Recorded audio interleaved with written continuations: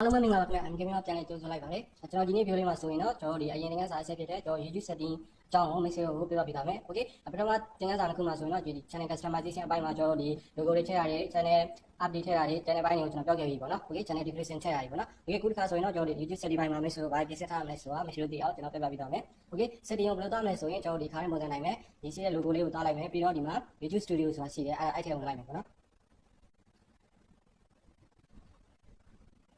်ဒီ mobile phone နဲ့လောက်တဲ့သူတွေလည်းအတူတူပဲပေါ့နော် okay hello YouTube studio နှိပ်လိုက်ပြီးတဲ့အခါမှာဒီအောက်ဆုံးဒီမှာ setting ဆိုတာလေးပေါ်ရပေါ့နော်ဒီအဲ့ setting ကိုနှိပ်လိုက်မယ်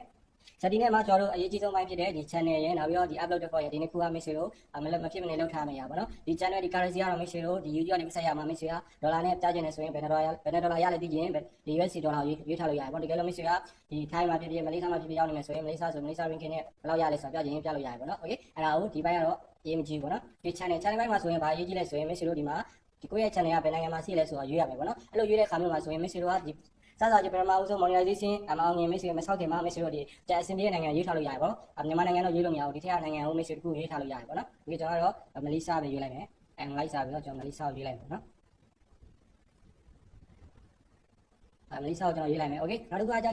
keyword ဘာလို့ပြရလဲဆိုရင်ကျွန်တော်ရဲ့ဒီ channel keyword ပေါ့နော် user ဒီဒီ viewer တက်ကနေကျွန်တော်ရဲ့ YouTube search box နေရာမှာကျွန်တော်ရဲ့ channel ကျွန်တော်ပေးထားတဲ့ keyword တစ်ခုရိုက်လိုက်တဲ့အခါမျိုးမှာဆိုရင်ကျွန်တော် channel ကိုပြပေးရပါတော့ဥပမာကျွန်တော် channel က MK Gaming ဆိုရင်ကျွန်တော်ရဲ့ keyword ကို MK Gaming လို့ပေးလိုက်မယ်ပေါ့နော် MK Gaming keyword ပေးတဲ့အခါမှာစလုံးကိုခွဲမြင်တယ်ပေါ့နော်ကူရတာပို့ပြီးတော့အဆင်ပြေတယ် MK Gaming နောက်တစ်ခုကကျွန်တော်မြန်မာ Gaming ဆိုလည်းရတယ် okay အဲဆိုရင်ဒီလိုမျိုးဒီ keyword ကိုuser နေပြီးတော့ရိုက်စားလိုက်တဲ့ခါမျိုးမှာဆိုရင်ကျွန်တော် channel ကိုပြပေးပါပေါ့နော်တကယ်လို့ channel ပုံစံတွေနာမည်တွေရှိတယ်ဆိုရင်သူရဲ့ဒီ subscriber ရဲ့နောက်ပြီးတော့ viewer တွေပေါ်မူတည်ပြီးတော့ဒီ Facebook YouTube ကနေပြီးတော့အရင်ပြပေးတင်တာကိုသူကအရင်ပြပေးရပါတော့တကယ်လို့မိတ်ဆွေကနာမည်တူတာမဟုတ်ဘဲနဲ့နာမည်အတိအကျတစ်ခုတည်းခွဲနေမှာဆိုရင်တော့ဒီပထမဆုံးမိတ်ဆွေရဲ့ channel ကိုပဲအရင်ပြပေးရပါတော့ okay အဲ့တော့ MK Gaming နောက်တစ်ခုကMK ဆိုပြီးနောက်တစ်ခု gaming ဆိုပြီးနောက်ထပ်ရလိုက်ပါနော်ဒီက၄ခုလောက်ဆိုရင်အဆင်ပြေပြီပေါ့နော် okay အဲ့ဒီကိုထားလိုက်ပြီးဒါဆိုရင်ကျွန်တော်ဒီ channel ရတဲ့မှာ basic ဖိုထဲမှာရှိတယ်ဒီမှာကိုယ့်ရဲ့နိုင်ငံလည်းရွေးပြီးနောက်ပြီး keyword လည်း funny ပြီးဆိုတော့ကျွန်တော်တို့ဒီ advanced setting ကိုတောင်းမယ်ပေါ့နော် advanced setting ကဘာလို့ရမလဲဆိုရင်မိတ်ဆွေတို့ဒီဒါကတော့ဒီ default ပေါ့နော်ဒီမှာတစ်ခါရွေးပြီးသွားပြီဆိုရင်မိတ်ဆွေနောက်ထပ်ရွေးကြမလို့တော့ပေါ့နော်ဒီဗီဒီယိုတင်တဲ့ခါမှာဆိုရင်ကျွန်တော်တို့ဗီဒီယိုတွေကကျွန်တော်တို့ဒီကလေးငယ်တွေတက်လာပေါ့နော်ကလေးငယ်တွေဆိုရင် US ကနေပြီးတော့သူရဲ့ policy ပိုင်းနဲ့ညှိနှိုင်းနေပေါ့နော်အဲ့တော့ကျွန်တော်တို့တင်မဲ့ဗီဒီယိုတွေကဒီဟာတာဖြစ်ချင်းဖြစ်မယ် gaming ဖြစ်ချင်းဖြစ်မယ်နည်းပညာဖြစ်ချင်းဖြစ်မယ်အဲ့ဒါတွေကကျွန်တော်ကလေးငယ်တွေတက်မဟုတ်ဘူးပေါ့နော်ကျွန်တော်ဒီလက်ပိုင်းနေ YouTube ပိုင်းတွေတက်ဖြစ်တဲ့အတွက်ကျွန်တော်ဒီမှာ no ဆိုတာကိုရွေးထားပါတော့တကယ်လို့ yes ဆိုရင်မိတ်ဆွေတို့ဒီ YouTube channel မှာပြဿနာဖြစ်လာနိုင်တယ်ပေါ့နော်ကလေးငယ်တွေရွေးထားခြင်းဖြစ်တဲ့အတွက် okay အဲ့တော့ကျွန်တော် no ဆိုတာရေးလိုက်မယ်နောက်တစ်ခါကျဒီမှာ automatic caption ဆိုတာတော့ကျွန်တော်တို့မြန်မာ language နဲ့ caption ကဒါတွေကစဉ်းစားကြမလို့ပေါ့နော် okay အဲ့တော့ပြီးတော့နောက်ခု subscriber count ဆိုတာဒါလေးကို manage ချစ်ထားမယ်ဆိုရင်ကျွန်တော်ရဲ့ဒီ channel ကို subscribe ဘယ်လောက်လုပ်ထားဘယ်နှစ်ယောက်လုပ်ထားလဲဆိုတာမြင်ရမယ်ပေါ့နော်တကယ်လို့ miss ကဒီ magic လေးကိုဖြုတ်ထားမယ်ဆိုရင်ကို channel မှာဒီ subscriber တစ်ယောက်ဖြစ်ဖြစ်နှစ်ယောက်ဖြစ်ဖြစ်အခြားလူကနေကြည့်ရင်မမြင်ရတော့ဘူးပေါ့နော် okay miss ကဒီ user တွေကိုပြချင်တယ်ဆိုရင်တော့ဒါလေးကို manage ချစ်ထားလိုက် okay ဒီ advertisement တွေကို miss ကိုစဉ်းစားကြမလို့ဒီဟိုလေးကိုလည်းကျွန်တော်ချစ်မထားနဲ့ပေါ့နော် okay အဲ့ဒါဆိုရပြီဒါဆိုရင် advanced setting ပိုင်းမှာဒီနှစ်ခုရသွားပြီပေါ့နော် okay basic FOP advanced setting ပြီးသွားပြီနောက်တစ်ခုအရေးကြီးတဲ့ပိုင်းရောက်လာပြီနောက်တစ်ခုဒီမှာ channel feature အကြကျွန်တော်တို့ဒါတွေကိုလှုပ်ရှားမလို့ပေါ့နော်ကျွန်တော်ဗီဒီယိုတင်ပြီးတော့ auto animate ဖြစ်တယ်နောက်တစ်ခု animate feature ဆိုတာကျွန်တော်ဒီမှာ animate feature မှာဆိုရင်ကျွန်တော်တို့ဒီဗီဒီယိုတွေကို15မိနစ်ထဲတင်နေတဲ့အခါမျိုးမှာနောက်ပြီးတော့ thumbnail ပေါ့နော်ဗီဒီယိုရဲ့ thumbnail ကိုကိုယ်ပိုင်လုပ်ချင်တဲ့အခါမှာ streaming လုပ်ချင်တဲ့အခါမှာဒီ connect ID တွေကိုကျွန်တော်တို့ copyright ကလေးတွေကိုအပြီးလုပ်ချင်တဲ့အခါမျိုးမှာဆိုရင်ဒါမျိုးတွေလုပ်ချင်တယ်ဆိုရင်ကျွန်တော်တို့ရဲ့ channel ကိုဖုန်းနံပါတ်တစ်ခုနဲ့ verify လုပ်ရမယ်ပေါ့နော်မိတ်ဆွေက YouTube channel မှာဗီဒီယိုတင်တော့မဖြစ်မနေလုပ်ရမှာပေါ့နော်ဘာလို့လဲဆိုရင်ကျွန်တော်ရဲ့15မိနစ်ထဲပို့တဲ့ဗီဒီယိုလည်းတင်နိုင်တယ်နောက်ပြီးတော့ thumbnail ဆိုတာဘာလဲဆိုရင်ဒီ custom thumbnail ဆိုတာဘယ်လိုလဲဆိုတော့ကျွန်တော်ပြမယ်ကျွန်တော်ရေးကြည့်ရအောင်နိုင်မယ် thumbnail ရဲ့သဘောတရားဘယ်လိုလဲဆိုရင်ကျွန်တော်ဒီမှာကျွန်တော်ဒီ verify မလုပ်ထားဘူးဆိုရင်ကျွန်တော်ဒီမှာ thumbnail ထည့်လို့မရဘူးပေါ့နော်ကျွန်တော် channel နဲ့ကျွန်တော်ပြလိုက်မယ်ကျွန်တော် keyword ကို MKB farming blog ဆိုပေးထားခဲ့တဲ့အတွက်ကျွန်တော်ဒီမှာကျွန်တော်နာမည်နဲ့ရိုက်ချလိုက်တဲ့အခါမှာဒီမှာတန်းတက်လာပြီပေါ့နော် okay thumbnail ဆိုတာဒီလိုပေါ့နော်ဒီ farming blog ဆိုရင်ဒီမှာသူ့ရဲ့ဗီဒီယိုနဲ့စခင် thumbnail ဒီ thumbnail fan တိမှာပဲ user တွေကဒီဗီဒီယိုကစိတ်ဝင်စားနေဆိုပြီးတော့လူတွေကဝင်ကြည့်မှာပေါ့နော်အဲ့တော့ message တို့ဒီ thumbnail က fan တိရမယ်ပေါ့နော် okay အဲ့တော့ကျွန်တော် verify လုပ်မယ် verify လုပ်တဲ့အခါမှာဆိုလည်း message တို့ဒီအမြင်ကိုင်းတဲ့ဖုန်းနံပါတ်ကိုပဲ message လုပ်တာပို့ပြီးအဆင်ပြေရပေါ့နော် okay ကျွန်တော်တကယ်လို့ message က YouTube ပဲဒီ monetization ဆောက်တဲ့အချိန်မှာဆိုရင်သူ YouTube က verify လုပ်ခိုင်းတဲ့အခါမျိုးမှာဆိုရင်ကျွန်တော်ရဲ့ကိုကိုပို့ပေးရပါပေါ့နော်အဲ့လိုခါမျိုးမှာဆို message ပြဿနာဖြစ်နိုင်တယ် okay အဲ့တော့အမြင်ကိုင်းတဲ့ဖုန်းနံပါတ်ကို message verify လုပ်ပါနော် okay verify ဖုန်းနံပါတ်ဆိုပြီးတော့ကျွန်တော်နှိပ်လိုက်မယ်တဲ့အခါမှာကျွန်တော်တို့ဒီမှာကျွန်တော်ရဲ့ verification code ကိုကျွန်တော် SMS နဲ့ပဲပို့တာပဲကျွန်တော်လုပ်လိုက်မယ်ပေါ့နော်။ ပြီးတော့ကျွန်တော် message ချိန်မဲ့ဖုန်းနံပါတ်ကိုပဲရွေးပါနော်။ Okay message ချိန်မဲ့ဖုန်းနံပါတ်ကိုရွေးရင်တော့ကျွန်တော်ဒီအစားဆုံးမှာကျွန်တော်ဒီမှာထည့်ခဲ့တဲ့နိုင်ငံကိုရွေးစရာမလိုဘူးပေါ့နော် message ချိန်မဲ့ဖုန်းနံပါတ်ကိုပဲကျွန်တော်ရွေးရမယ်။ Okay ကျွန်တော်အဲ့တော့ကျွန်တော်ဖုန်းနံပါတ်ထည့်လိုက်မယ်။3658ကုန်ကုန်လေး Okay ထည့်ပြီးတော့ကျွန်တော်ကုတ်ပို့လိုက်မယ်။အဲဆိုရင်ကျွန်တော်ဖုန်းနဲ့ကုတ်ရောက်လာနိုင်မယ်။ Okay ရောက်လာပြီ။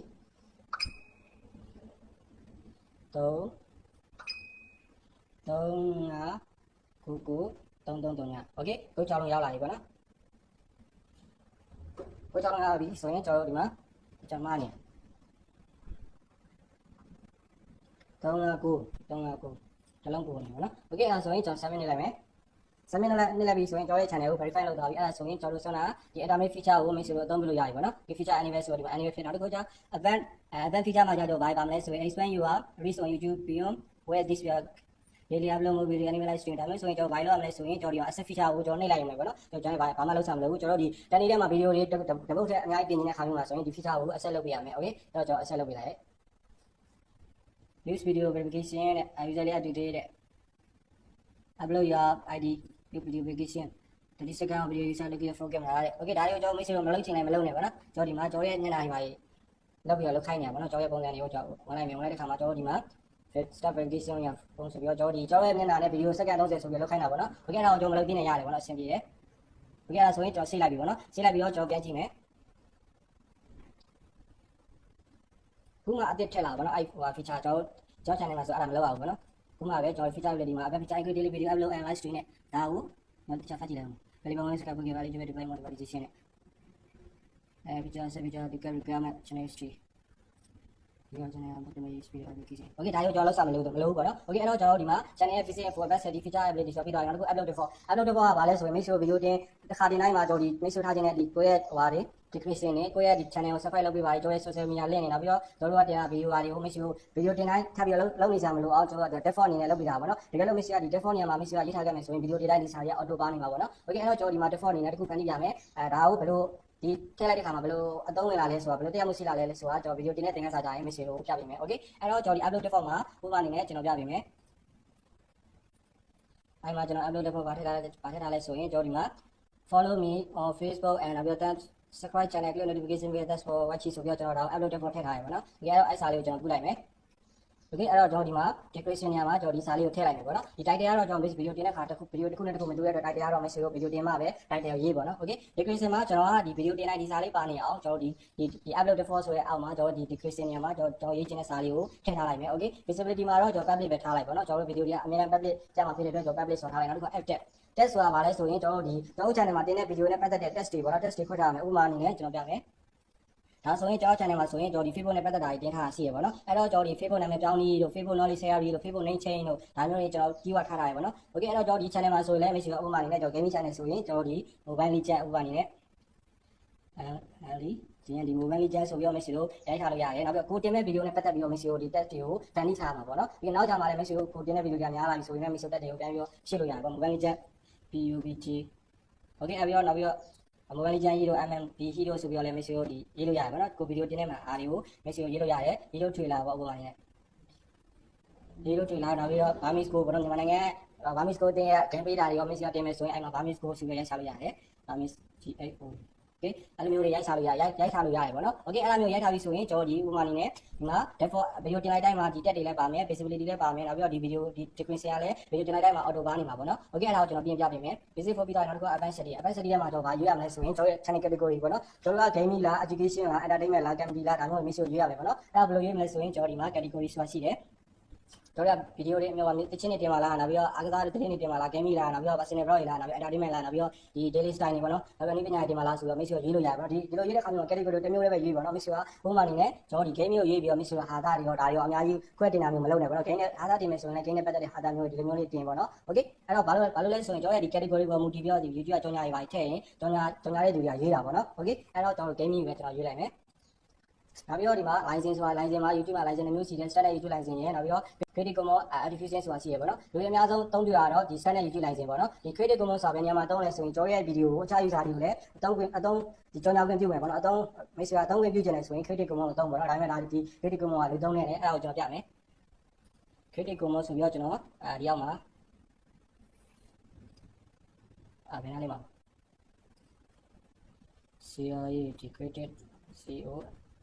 Creative Commons ဆိုပြီးတော့ကျွန်တော်ရလိုက်မယ်အဲ့မှာဒီမှာ feature ဆိုတဲ့ထဲမှာဒီမှာကြာလာပြီအဲ့ feature မှာဒီမှာ Creative Commons ဆိုရတဲ့ခါမျိုးမှာဆိုရင်ကျွန်တော်ဒီမှာဒီ video တွေကို make sure ကပြန်ပြီးတော့ရေးသုံးခွင့်ပြုရပါတော့ဒါဆိုရင်ကျွန်တော် make sure ဒီထက် video တွေကို make sure ကတင်လိုက်လုပ်ပြီးတော့အသုံးပြုလို့ရတယ်ပေါ့နော် Calendar standard YouTube license ဆိုရင်ကျွန်တော် YouTube ကနေပြီးတော့ ပိတ်တာတွေများတယ်ပေါ့နော်ဒီပြီးတော့ nego တင်တဲ့သူရဲ့ permission လည်းလိုတယ်ပေါ့နော် Creative Commons ဆိုရင် make sure မလိုဘူးပေါ့နော်ဒီတော့ make sure ကောင်းဆိုတော့ဒီ standard YouTube license ကိုပဲ make sure အသုံးပြုပေါ့နော် okay နောက်ပြီးတော့ဒီ language caption certification ဆိုတာတော့ကျွန်တော်ဒီကျောင်းမြန်မာပြည်မှာတော့ဒါတွေကိုသုံးလို့အဆင်မပြေသေးဘူးပေါ့နော်ကျွန်တော်တို့ caption ဒီစာတန်းထိုးတဲ့အခါမျိုးမှာဆိုရင်ဒါတွေကိုသုံးတာပေါ့နော် โอเคအဲ့ဒါဆိုရင်ဒီ3ခုကတော့ကျွန်တော်စဉ်းစားကြမလို့ပေါ့နော် language and caption certification ဆိုတော့နောက်တစ်ခါ comment မှာဆိုရင် message တင်လိုက်တဲ့ဗီဒီယိုတွေကို comment ပေးမှာပေါ့နော်ပေးမှာဆိုရင် allow all comment ဆိုပြီး message ကိုပေးလို့ရတယ်နောက်တစ်ခါ message ကိုလာ blame တဲ့သူတွေကိုနောက်ပြီးတော့ message ကိုလာဆက်တဲ့သူတွေကို message အခြား user တွေကိုမပြချင်ဘူးဆိုရင်ကျွန်တော်ဒီမှာ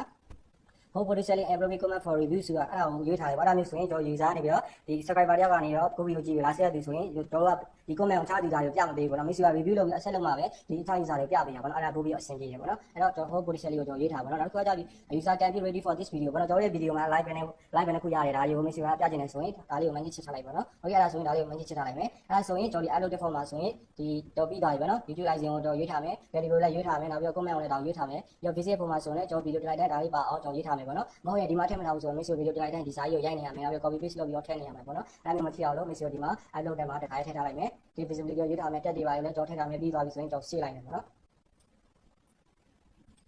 okay ဆက်ပြီးသွားပြီဆိုရင်ကျွန်တော် setting ထဲမှာဆိုရင်အရေးကြီးတဲ့အပိုင်းတစ်ပိုင်းကတော့ပြီးသွားပြီပေါ့နော် channel ပြီးသွားပြီ channel ပြီးသွား upload for ဒီမှာ permission ဆိုတာကြပါလဲဆိုရင်ကျွန်တော် page ဆိုတာအခြား user တယောက်ကိုကို channel ကိုဒီ edit လုပ်ခွင့်နဲ့ဘာပေးချင်လဲဆိုရင်ဒီမှာတော့ဒီကနေပြီးတော့ invite လုပ်လို့ရတယ်ပေါ့နော် invite လုပ်ပြီးတော့ကျွန်တော်ရဲ့ user email နောက်ပြီးတော့ select က message ကဘာပေးချင်တာလဲ manager ပေးချင်တာလားဒါတော့ page လို့ပဲပေါ့နော် page မှာ page လို့ပေးတယ်လို့ပဲဒီမှာပေးလို့ရတယ်ခေါင်းဆောင် message ဆွတ်ကက်ကမလုပ်ချင်ဘူးဆိုရင်ကိုရောက်ထဲပဲကိုကင်ပေါ့နော် okay အဲ့ဒါတော့ permission community မှာဆိုရင် message ကိုလာ brain တဲ့သူတွေကို message ကဒီတောင်မှာဒီဟို ban ထားတဲ့အခါမျိုးမှာဆိုရင်ဒီမှာလာတော့တယ်ပေါ့နော်ဒီမှာဒီအားကြ block keyword ဆိုပြီး message ကိုလာဆက်တဲ့စကလုံးတွေ auto ban ထားခြင်းဆိုရင်ဒီမှာဒါတွေကိုသုံးလို့ရတယ်ပေါ့နော် okay အဲ့ဒါတွေကိုဒါတွေကတော့ message ကိုအများကြီးပြောကြမလို့နောက်ပြီး agreement ကတော့ကျွန်တော်ဆွမ်းလာလုပ်ပြီးပေါ့နော် accept လုပ်ပြီးပြီ okay အဲ့ဒါဆိုရင် YouTube setting ဘိုင်းမှာဆိုရင်တော့ဒီလောက်ပဲပေါ့နော် channel မှာဒါပြီးသွားပြီ channel ပြီးသွားပြီ upload for ပြီးသွားပြီပေါ့နော်ဥပမာအနေနဲ့ကျွန်တော် video တစ်ခုတင်ပြလိုက်မယ်တင်ပြတဲ့အခါမှာဆိုရင်ဆွမ်းနာဟာကြီးပါလာပါပေါ့နော် okay ကျွန်တော် video တစ်ခုတင်ပြလိုက်မယ် video ဥပမာအနေနဲ့ကျွန်တော်ဒီဒါကိုကျွန်တော်ရေးလိုက်မယ်ပေါ့နော်ရေးလိုက်တဲ့အခါမှာကျွန်တော်ထည့်ထားတဲ့ default decrease ဒီမှာကျွန်တော်စာမရရသေးဘူးနော်ဘာမှမရသေးဘူးဒီမှာ decrease ဆိုတာပေါ်လာပြီပြီးတော့အောက်မှာကျွန်တော်ပေးခဲ့တဲ့ဒီမှာ test တွေပါလာမှာပေါ့နော် test ပြရောက်သွားတယ်ကျွန်တော် gaming channel လည်းပါလာပြီနောက်ပြီးတော့ comment ကိုလည်းကျွန်တော်ရေးပြီးပြီတက်ကပြန်လာရအောင်ဒီမှာ test ဆိုလဲကျွန်တော်ဒီမှာဆိုတော့ဒီအရင် setting မှာထည့်ထားရဒီထဲမှာ auto ပါလာပြီပေါ့နော် okay အဲ့ဒါကိုနောက်တင်ကစားကြမှာပဲကျွန်တော် video တင်တဲ့အပိုင်းတွေကို message ကိုဆင်းပြမယ်ပေါ့နော် okay ကျွန်တော်ဒီနေ့တင်ကစားကိုအခုတင်ကစားကိုတော့ကျွန်တော်ဒီလောက်ပဲရလိုက်ပါမယ်